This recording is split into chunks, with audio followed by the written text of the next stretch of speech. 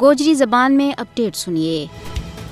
بھارت کے زیر تسلط جموں کشمیر دنیا کو وہ خطہ ہے جت کا مسلمان ہر بکھی تو ہندوتوا کو پرچار کرنے والی بی جے پی حکومت کا حملہ کی زدمہ ہے۔ وہ کڑو چانکیائی اور فرعونی حربوں تے ہتھ کنڈو ہے جڑو بھارت نے اوت نہیں آزمایا تاکہ مقبوضہ ریاست جموں کشمیر پر اپنا غاصبانہ اور جابرانہ قبضہ نہ مستحکم کیو جا سکے۔ اس مضموم مقصد کو مونڈ 5 اگست 2019 میں بدے گیو جب بھارتی غاصب حکومت نے غیر قانونی، غیر اخلاقی اور یک طرفہ طور پر کشمیر کی خصوصی حیثیت کو ختم کیو۔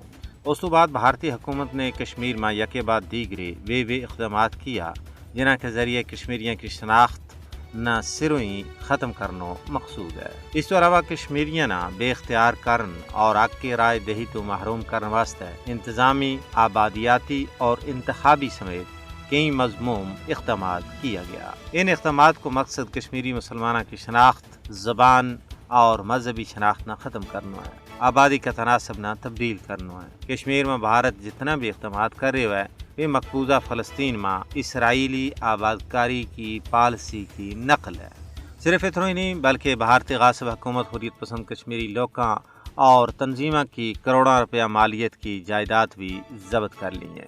مکان دڑا دڑ مسمار کیے جا رہے ہیں۔ مودی حکومت نے کشمیر کا بسنیکاں تو ذمہ خاص کے بارالانہ دین واسطے نواں زمینی قوانین متعارف کرایا۔ کشمیر میں آج بھی ماورائے عدالت قتل اور تشدد سمیت انسانی حقوق کے خلاف ورزی تسلسل کے نام جاری ہیں۔ ان تمام اقدامات کو مقصد کشمیریوں نہ خوف زدہ کرنا ہے، لیکن کشمیر کا جرت مند عوام خوف زدہ ہونے والا نہیں ہے۔ انہوں نے تہیہ کی ہے کہ حصول مقصد تک یا جد و جہد جاری و ساری رکھی جائے گی۔